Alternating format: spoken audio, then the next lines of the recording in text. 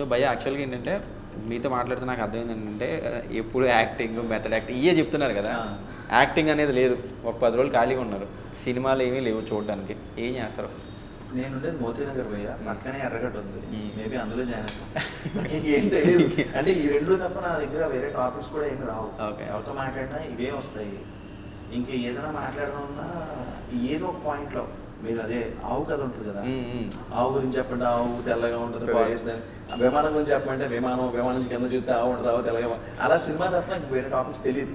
ఇప్పుడు నేను మా బ్రదర్ సాఫ్ట్వేర్లో వర్క్ చేస్తాను, వాళ్ళు సాఫ్ట్వేర్లో మాట్లాడారంటే 2 నిమిషాల తర్వాత అందులో నాకు ఏం తెలియదు విషయం నాకు తెలిసిపోతుంది. అది తెలీదు. బట్ ఏంటంటే నాకు ఇంకొక ఇంట్రెస్ట్ ఏంటంటే ఇప్పుడు ఆర్టిఫిషియల్ ఇంటెలిజెన్స్ ఉంది కదా, దాని మీద ఎక్స్ప్లోర్ చేస్తాను. జనరల్గా తెలుసుకుంటున్నా అంటే how far it will be helpful for films అనేది అది సినిమా రిలేటెడ్గా, ఇంకా తప్ప మనకి ఏం తెలియదు. సో మీరు యాక్టింగ్లోకి రావడానికి మీకు ఇన్స్పిరేషన్ ఎవరు? అంటే చాలా మంది చిరంజీవి గారు, కమలా చిరంజీవి గారు కామా పెట్టుకుని ఇంకా అన్న 100 కామాల తర్వాత ఆయన తీసేసినా కూడా, అంటే ఆయన తీసేస్తుంటే ఆయన కాకుండా వేరే ఇండస్ట్రీస్ నుంచి తమిళ లేని ఇండస్ట్రీని మీరు ఉంచుకోలేదు. ట్రై ఉంటుంది అక్కడ.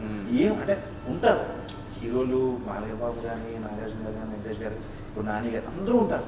బట్ చిరంజీవి గారు ఇన్స్పిరేషన్ లేని వాళ్ళల్లో నాకు తెలిసి చాలా వరకు తక్కువ మంది ఉంటారేమో అనిపిస్తుంది. ఎక్కడో అక్కడ పాయింట్లో చిరంజీవి గారు డెఫినెట్గా ఆల్రౌండర్. ఆయన రుద్రవీణ లాంటి సినిమాలు చేశారు, చెంటబెల్ చేశారు, బిగ్ బాస్, అది పెద్ద సినిమాలు.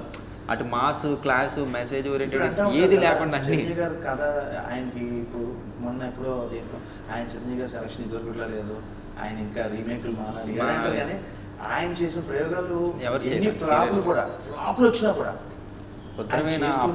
చేస్తూనే ఉన్నారు. అయితే ఇంకోటి అవార్డుల కోసం చేయాలని ఇంట్రెస్ట్ ఆయనకున్నా జనాలు యాక్సెప్ట్ చేయరు. చిరంజీవి గారు అంటే మనం అసలు ఆ ఊహే వేరే ఉంటాం. సో ఆయన ఇన్స్పిరేషన్, ఆల్ ఇన్స్పిరేషన్ నాకు. నేను అదే ఒక ఇంటర్వ్యూలో చెప్పాను, నాకు ఎప్పుడు తెలుసు అంటే చిరంజీవి గారు స్టేట్ రోడ్ సినిమాలో అరే మూతి మీద మీసం ఉన్న జబర్దస్త్ గబ్బర్ నిరా అని చార్మినార్ దగ్గర డైలాగ్తో స్టార్ట్ వస్తాను.